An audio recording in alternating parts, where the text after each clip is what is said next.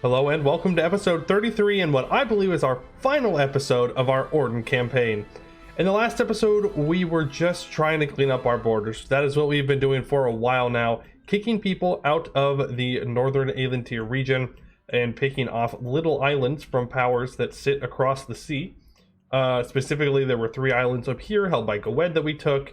There was some Canorian colonizers that were left. We took out most of Azraport's provinces, as we only need some of them on this island. We don't even have to take everything up here, but I will be trying to take as much as possible. We have tons of money. We have rebels that are going to pop up. We have things to core, apparently. Wow, 2 whole admin points. Whew, that's expensive. Don't know if we could afford that. And we're just going to go right into a war with these guys. They have 141,000 troops, but I don't care. We will simply overstack and occupy everything. Does not matter what they try and do, we will win. I have 44,000 ducats to hire of mercenaries if I need to. In fact, I've already hired, it looks about 40,000 here, just to make my life a little bit more secure, since most of my troops are in fact not actually here. They are in the deep woods as I was preparing for that war against the dwarves. And that just made it to where I did not have everybody where I needed them to be. We are going to engage this navy right here. We should obliterate them. Yes, we do in fact do just that. We're going to send one of the ship stacks over. Well, let's make sure we keep the transports over here, just so these heavies can come and they can sweep this area just in case they try and land troops.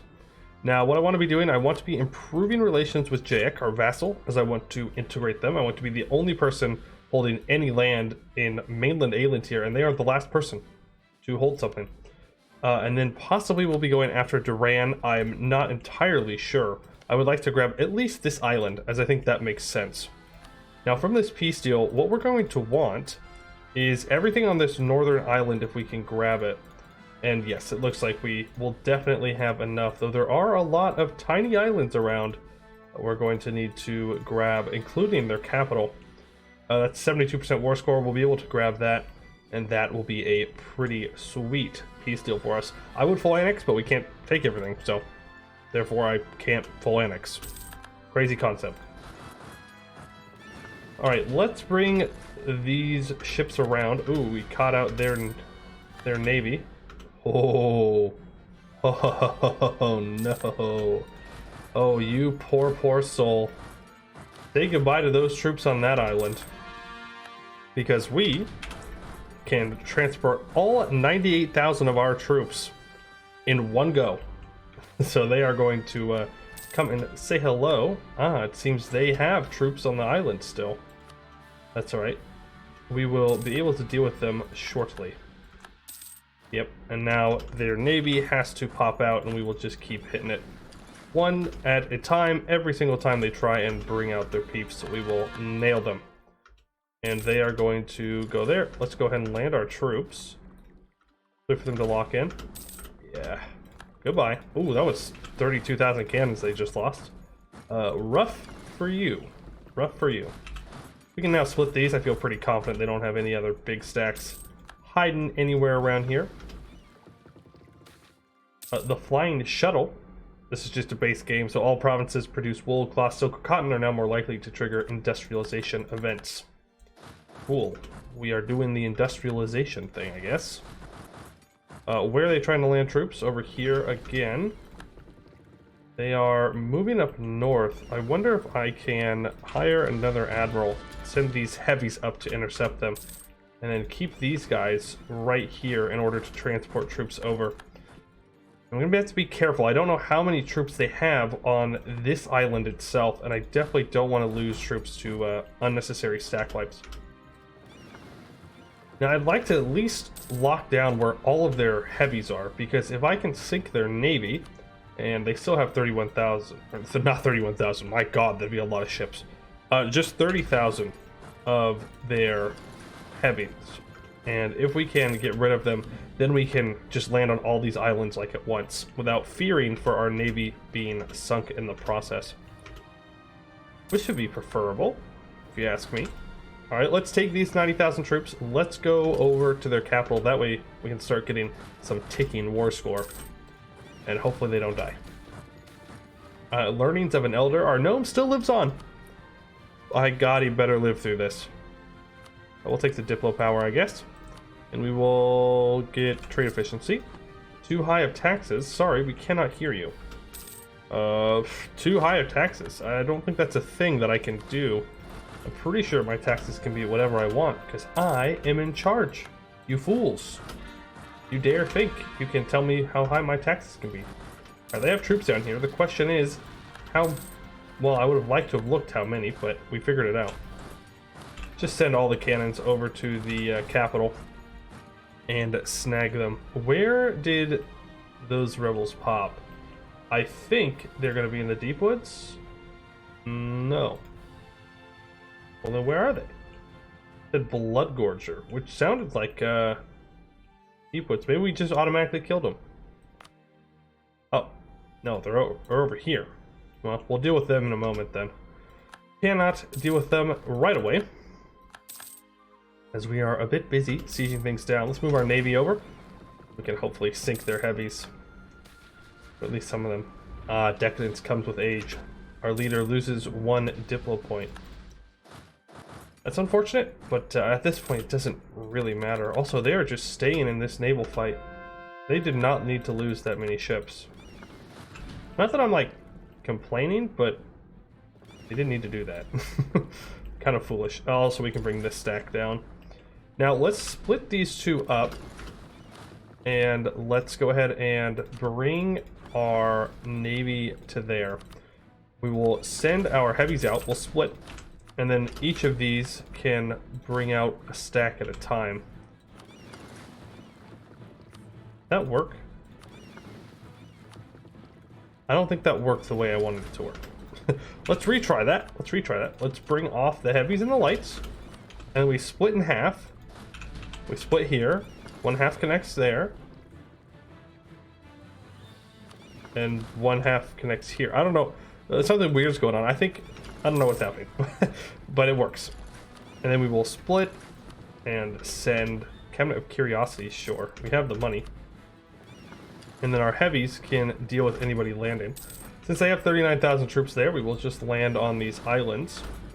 And obviously we just need to get rid of some of those rebels. More Diplo points, and Eulair is re-elected as the Emperor of Anbennar. Honestly, not surprising at this point. They are definitely the strongest power in the Empire, though I don't know how much farther behind Wex is actually going to be.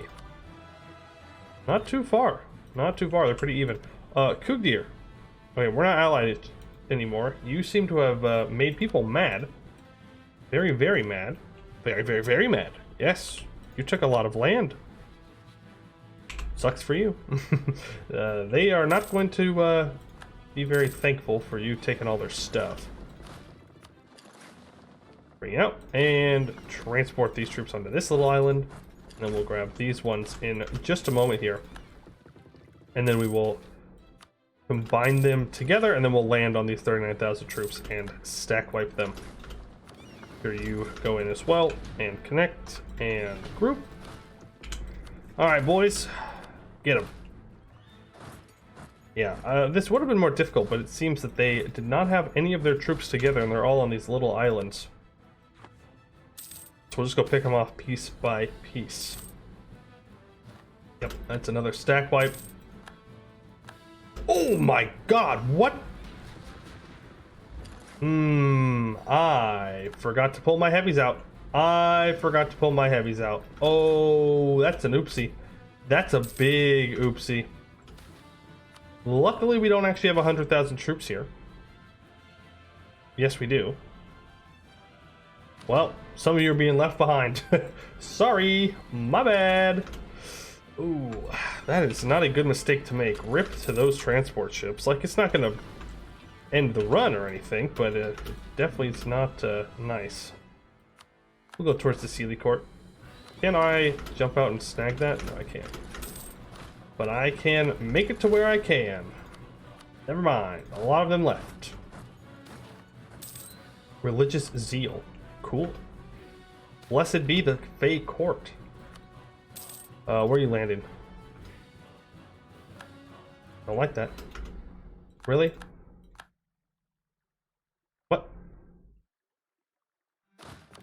One moment, please. Just take half of our heavies and go get rid of them. Right, and you guys can be transferred over. And yeah, they abandoned their landing. Our heavies are very, very strong, and they should be very afraid of us. Yep, they dropped off those troops. Really? Are you serious? Peasants? Alright, we're at 53%. Not close enough. So let's re-land on this island. Luckily, we just have unlimited manpower, so it doesn't really matter if it takes a while for us to deal with this. Also, I've never understood, that happens all the time, where it says you're actually going to engage in a naval battle, and then you don't. That like happens in the base game too. I don't know what's going on there. But it happens consistently enough to where it's kind of weird. Alright, let's go to this bottom island now, and that should be, well, convincing to make them peace out. They do have a lot of troops down here, but that is a-okay. We can bring some support.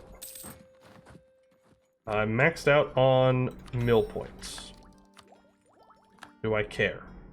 Not necessarily. Not at all, actually. Let me be clear. Not at all do I care. Alright, let's go ahead and pick up these other troops. At least the mercs. I mean, I did pay for them, so I might as well use them. Did I just see if they occupied something? No. I'm just going crazy. Just going crazy. Alright, you guys can split on up and pick some random general. You guys can move in. Oh, we can't actually move around here. Then let's go by sea and land on the other side. Almost done with this war, which I think it's like the last thing that we have to do. Then it's just some border cleanup, and that will be a completed run. I have to say, I've enjoyed Eordand a lot. This was a lot of fun, though it was much wider than I thought it was going to end up being. I thought it was going to be more of a tall game. That was very, very incorrect, but that was totally fine, as the lore associated with this nation was super cool. Very cool, especially because, again, you can take it in so many different ways. Like, we could have gone for artificery and, you know, less aggressive playstyle, but I don't know, why would I ever want to go less aggressive? That's my question. Also, we just lost so many troops there. That's alright, they're just mercenaries, we don't care. We'll take admin power. 3,000 ducats? Well, yeah, I have the money for that. Alright, that is enough war score for us to take exactly what we want. Go ahead and give me max money as well. A little bit less and some more reps. Okay, you're being stingy, I'm just saying. Oh, beautiful. Look at that name, Eordand. Unfortunately, I mean, it's not like centered up, but like, it's huge. We have the biggest name on the map, which means we win. I don't make the rules. That's just how the game works. And look, they even, oh, we can claim hegemony? Yes, absolutely. We are a hegemonic power. I don't care if people hate us. Wait, hold on. Did I done goof? Oh, I done goofed. Oh no, people have to have opinion with us. Ooh, okay, we'll deal with that in a second. For now, we have completed Apprehend the Thieves. Indraliande, strangely deserted of Ruinborn, has become a hive of the foreigners and a springboard for their theft of Alentir. While the interior woodlands are mostly untouched, it is too late to end their settlements and plantations and the trade that they have established across the seas. In our position of strength, we must seize the gateway to Alentir and assert our jurisdiction over Alentir. +1 merchants and plus 50% embargo efficiency until the end of the game, and some permanent claims. Yeah, so our next mission, we need to have our relations above 150 with 2 elven nations, but it seems that that is not the case. Let's see, Opinion of Eordand is 125, so we don't necessarily have to be allied. But it's only 125. 124 and 126. So we just have to bribe them. And boy, oh boy, we have the money for that. Here, just take like, I don't know, a couple thousand ducats. Pocket change. That should complete this, right? No, it did not. I think I need to lose a war now. I think I really messed up by clicking that hegemony button so quickly. Oh boy. Okay, because yeah, I don't see any way that we get our relations back up from that minus 100. So let's find someone easy to take out like you. There we go. We will imperialism them, and then we will just throw the game. we'll just fully occupy them, and then we'll be like, oh dang, we were so sorry that we did that.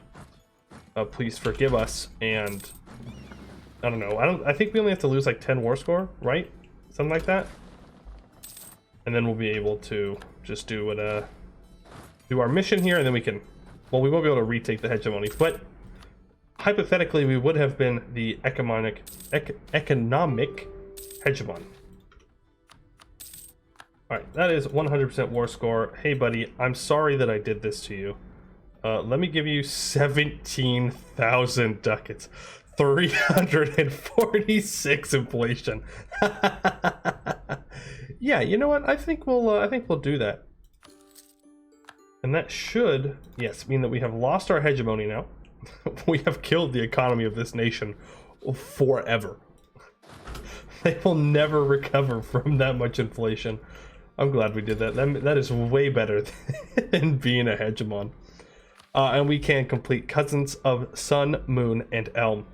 During our reclamation of Alentir, many Denzians claiming to be descendants of the precursors were found, slender of frame and with pointed ear, but from seas apart.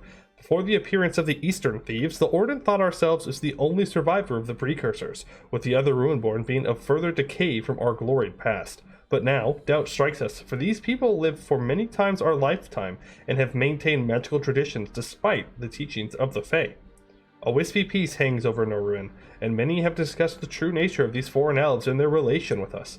Divergent theories clash in the lecture halls and symposiums across Eordand, with some declaring friendship with the elves and others dismissing them as mere pretenders. Calling themselves Venenists and Aldonists, after great figures of the Precursor Empire, these debates have manifested themselves into ever-feuding political parties. Perhaps it is time to reach out to the elves from across the sea to learn what they may reveal about our home, so that our home may decide a path instead of bickering. The event Discourse with Distant Family happens in 3 years. But we have already completed Venon's teachings, and I don't know if these are mutually exclusive. I'm going to guess that they are. This one is about expelling elves, and this one is about accepting them. I think we're going to go accepting. I don't see any reason why we would hate elves at this point. Like, maybe if, like, Aelnar had formed and had done bad things, but they didn't. It was just these guys. So, I think we're just going to go down to Venon's teachings. Ages ago, Venon founded the first Precursor Empire, breaking free from the crushing grasp of the dragons. The elven race was free at last, and built the wonders and majesty of Alentir. Spectacular art, floating cities, even rumors of venturing to the stars. As the sons of Venon, we are all siblings, despite our divergent history after the fall of his empire. Let us work together with our family, and let them home if they wish. We add or increase the elf minority size in that province, and we get a very large tolerance increase of elves. So you can technically do both of them, but then none of your provinces can have elven minorities or majority. Wait, no. One own province, with all the following must be true, has an elven minority or majority. Then why would you have to expel them beforehand? Even though those are really good bonuses. Those are really good bonuses, but no. We went for the more understanding path, and that lets us complete Eolothrain. Eolothraith. A paradise on Halan, but still only a faint glimmer compared to what once was. The sons of Venon have embraced together, Ruinborn and Elf, working together to rebuild what once was. laying brick by brick, nurturing seedlings into great trees, restoring ruin arts. Only with the children of the ruin and with the undying ones may we bring back what was made our home perfect. In the pale moonlight, dancing across the parapets, reciting ancient poems to melancholy harp strings until the sun rises again, one can almost dream that our goal is complete. That adds an elven minority size to a lot of places.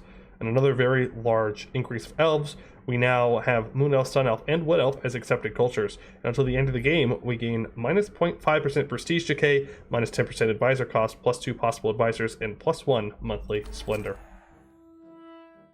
And I believe that is essentially our whole mission tree. We just need to wait the 3 years for this event to fire. I think it was the Cousins of Sun and Moon.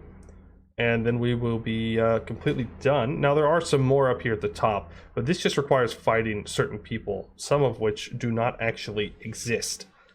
We could, like, no CB, the Gnomish Hierarchy, I guess.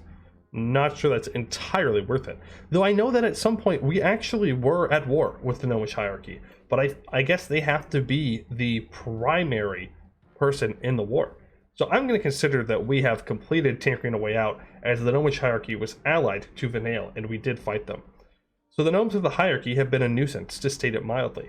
These diminutive creatures have great ambitions, one of which includes our demise for their gain. They claim to be master artificers, far greater than those outcasts in Haraf or the Vanbury Guild smoke belchers.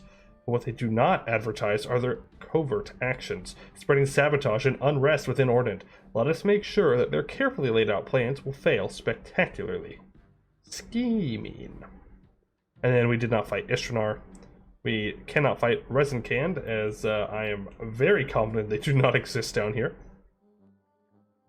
I'm pretty sure Rezinkand spawns down here at least. I could be wrong, but we definitely haven't fought them. And now we just have to wait the 3 years, which means it's time for some border cleanup. Specifically just this one province right here. So let's give the troops you do. Let's get you up here. And we wait the 3 years.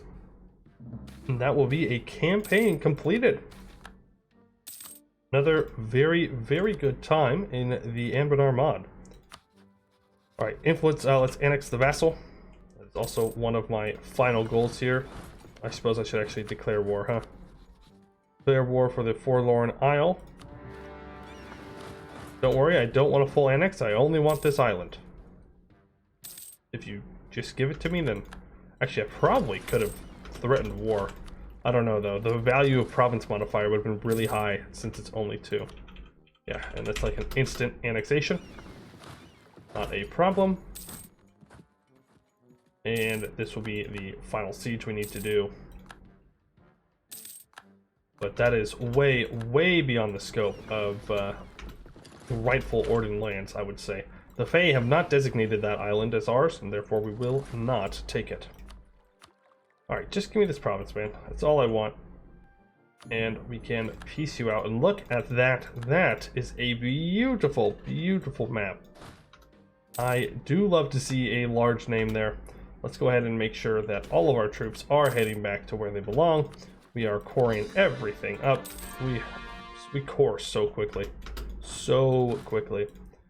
Let's go ahead and suppress the rebels on this island here. Can't do those, and that's fine. And now we're just waiting. We're gonna wait for those that event to fire. Now I think if I were to continue this, like hypothetically, I would probably just, you know, I see Eordand just taking over the southern part of Alentir as well. I think that makes sense. I don't think they have any real reason to want to move anywhere else within the like the old world, I guess you'd call it. Over here in like Eskin or the Bulwar or Canor, I don't see any reason why they would do that. Maybe they would move into the Bulwar and such because of the command. You know, the command is moving in, they're taking over humans and elves, and they are most definitely oppressing them. Oh, well, maybe we would move in to deal with that. The birthplace of the revolution. A philosopher from Akal Uak, Seldil Olozuir, has published several treatises criticizing the inequalities in Bersartenshus and calling for a new social contract. Disputing the divine right of monarchs to rule as they see fit, he proclaims that sovereignty lies with the people and that ultimate power over the laws and policies of the land must lie with them. His thesis is highly popular among the middle-class entrepreneurs and literati who have taken to spreading his ideas via pamphlets that call for popular mobilization against absolute power. Already they are winning supporters across Sarhal as the first sparks of the revolution are born. Seems this world's going to get kind of spicy, but I don't think they're going to make it very long. That's the thing. A command, Katarada, someone. Alright, and here is that event. Discourse with distant family takes up the whole screen. Let's see if I can get through this in one shot. From across the sea they arrived, representatives of Moon, Sun, and Wood. The representatives of Star have sent no delegation and no response, thinking themselves above any interaction with Ruinborn or their cousins. Arriving in Endreliande, the Elves returned home to Alentir at long last, a contrast to their flight long ago during what they call the Day of Ashen Skies. Situated around a table outside with the salty breeze of the sea all around them, the Eordand and Elves discuss matters of their worlds, past, present, and future. They tell of their history, of the Day of Ashen Skies and the remnant fleet, and the arrival to Canor and Bulwar, and beyond, of wars and peace, of marriages and betrayal, and a longing to return home. We tell them of the perils of Alentir after the disastrous events, of the rebirth of Eordand and its long struggle to unite. The Eordand knew of other people in Alentir, but did not know of the Elves who had sailed eastward. While Ruinborn live short lives, the Elves live many centuries. Our accomplishments seem small at first, compared to their centuries of struggle against men, orcs, and even their own brethren, but we realize that we have rebuilt Eordand despite our short lives and polluted homeland. Some elves look at us in envy and even hatred, such as the Star Elves of Aelnar. From the Isle of Vinail as far west as they could sail, they dreamed of their homeland for generations and at long last rediscovered Alentir, but what they found was their home twisted from the heaven they dreamed of, and the Ruinborn mockeries to what they imagined were left behind of the Elven people. Driving themselves mad with this revelation, Aelnar has forsook their Moon Elf brethren, and looks to us as savages who squat upon their birthright. Arriving late, the representative of Dawn proudly announced their presence to the council, attracting various degrees of distrust and disgust.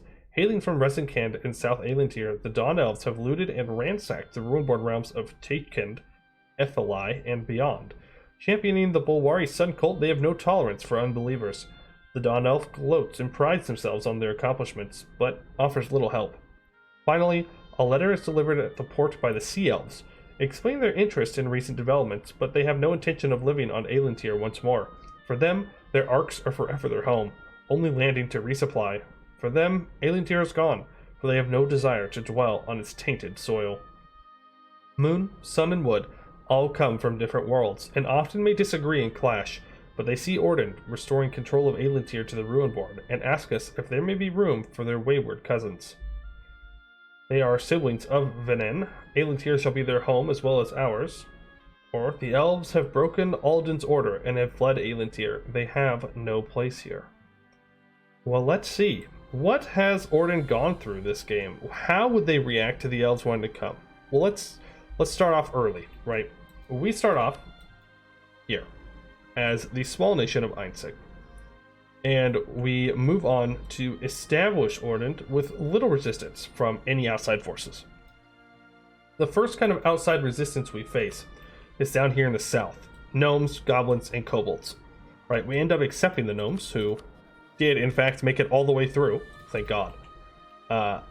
And we decided that the gnomes we were going to integrate, but the goblins and the kobolds would, well, not be allowed to stay, for the most part. Some goblins remain. Actually, no, I guess we did keep them both. Okay, so we were accepting to the three outsiders that we met upon our expansion. And of course, there were the other Ruinborn that we took over, the Resentur, the Ebenmasters, the Haraf. All these Ruinborn that were brought under the flag of Eordand. And then we got to the colonizers. Now, I think probably the worst colonizers we faced would be the Vanbury Guild. Not necessarily because of their difficulty, but because of what they did. I mean, they polluted this island to all hell, and the pollution was starting to spread onto the mainland. So we definitely didn't like them, but they were not Elvish.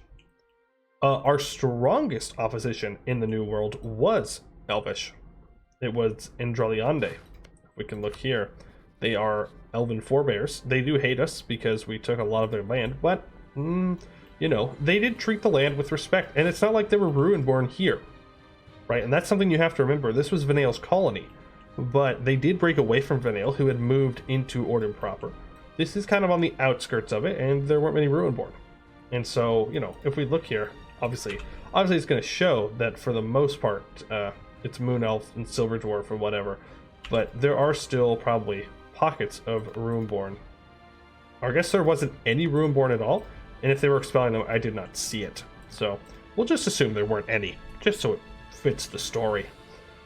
Other than that, I mean, Laurent was there. We did deal with Moonhaven up here in the south, or up here in the north, excuse me. Another elven nation, but they weren't really too bad, other than making us sit in that war forever to grab, I think it was this province right here. Yeah. That wasn't fun, but they weren't necessarily hostile. I think that even though we are very militaristic, right, the Autumn Court is not kind to those that do not believe, but perhaps we can bring our cousins back into the grasp of the Fae. Perhaps they will see the light in the dark, and they will come back and they will see that Alentir is a place of beauty despite everything that it has gone through. And I think they are the siblings of Venin. Alentir shall be their home as well as ours. And I think that is a perfect place for us to end this series. End it on a high note. With the elves, they are welcomed back into Eordand. And yeah, I mean, there are some more threats obviously left in the world. Some more colonization going on down here in the south. But we have secured northern Alentir and the surrounding islands, giving the Ruinborn and Elves the home that they deserve. I would like to thank you all for watching, and I hope to see you in the next one.